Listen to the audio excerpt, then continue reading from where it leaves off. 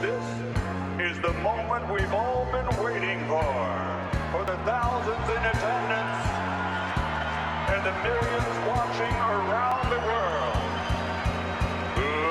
Let's get ready to rumble!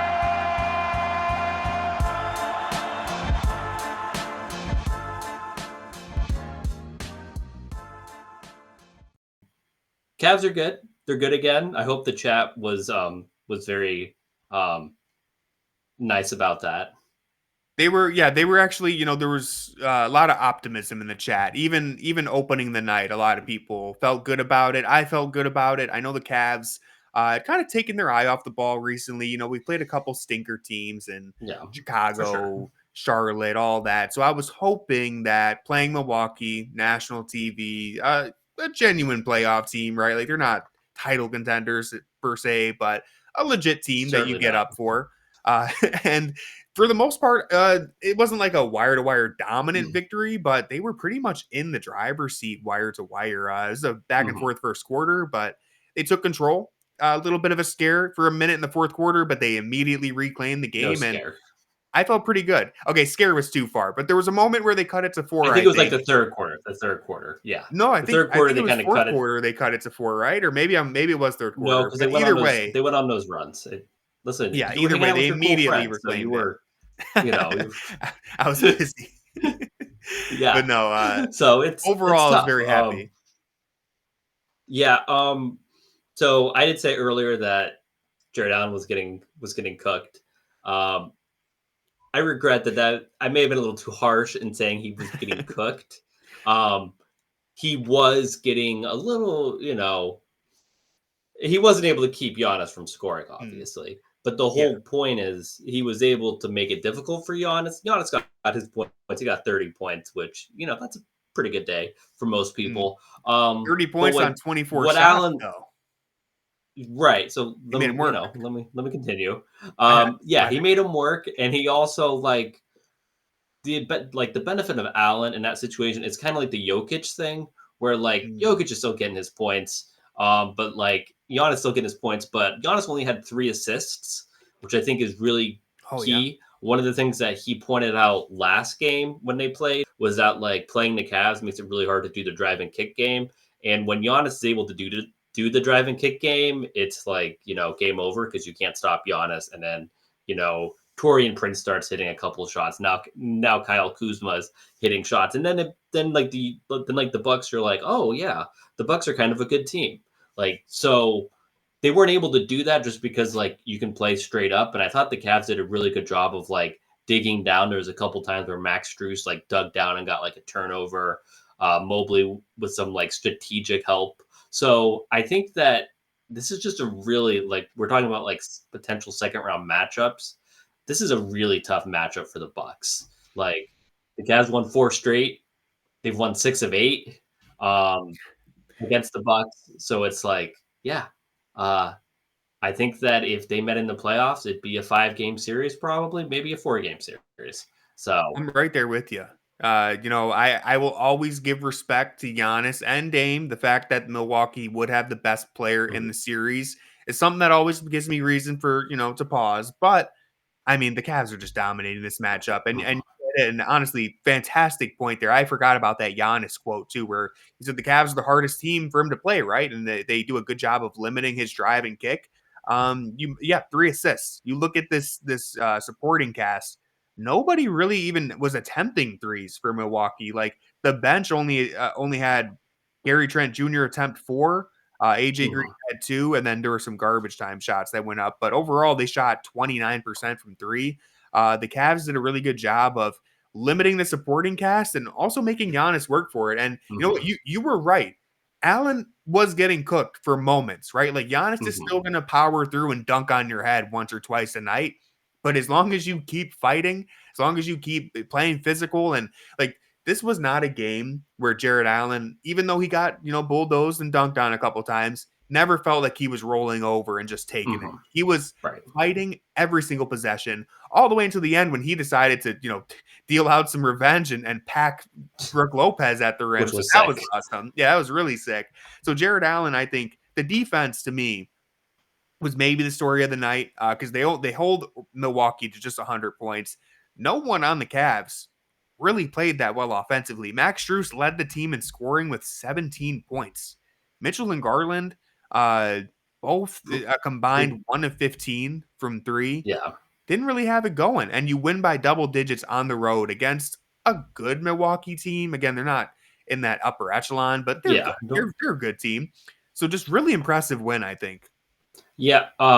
You brought up Max Strus to 17 points, 11 in the second quarter. I think that was really helpful.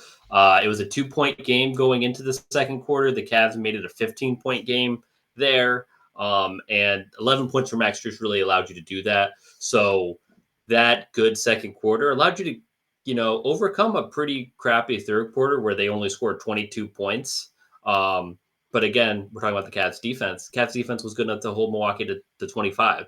Because usually when you have a 22-point quarter in the NBA nowadays, you lost by you're at least giving 8. a lot of ground up. So, that was key. And then that just, bought the Cavs time. Like Strus's 11 points bought the Cavs time to turn it on in the fourth quarter.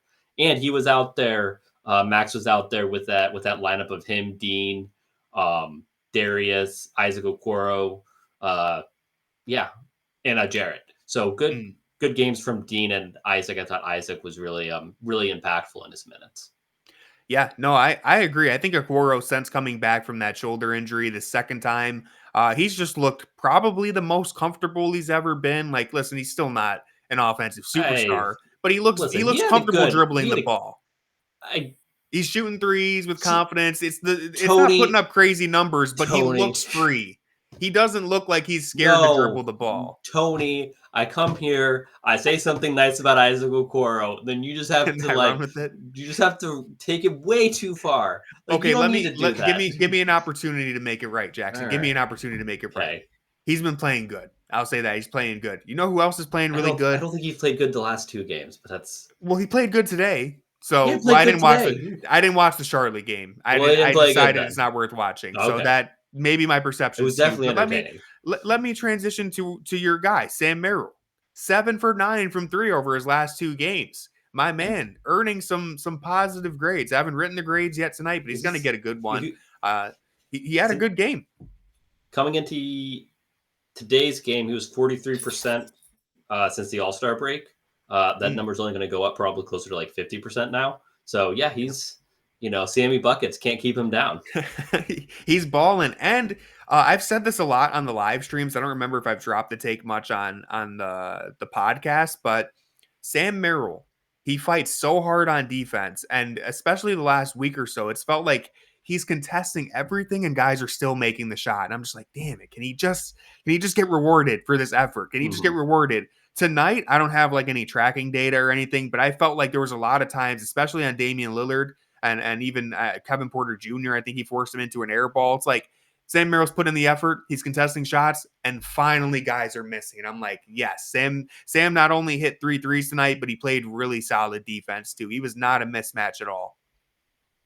Yeah, some crazy Dan just brought up in the chat. Kenny now has more wins in his first year than David Blatt. The Cavs would have 41 wins if you just counted their wins from the win streaks. They're three win streaks, so they'd have 41 wins if you just counted that. Today was their 37th win by 10 or more points. That's one more win than the Bucks have all season. So yeah, just some crazy stuff. 17-3 against the Western Conference.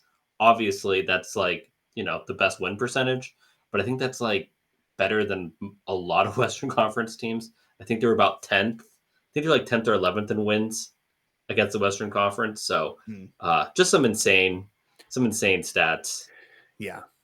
Any way you cut it, the Cavs are having an unreal year. I mean, they've just been wild. And you mentioned something that I wanted to talk about a little bit more too, because Max Strus, he had the 11 points in the second quarter, and you said something along the lines of he gives you a little bit of a cushion, buys you some time for other guys to step up.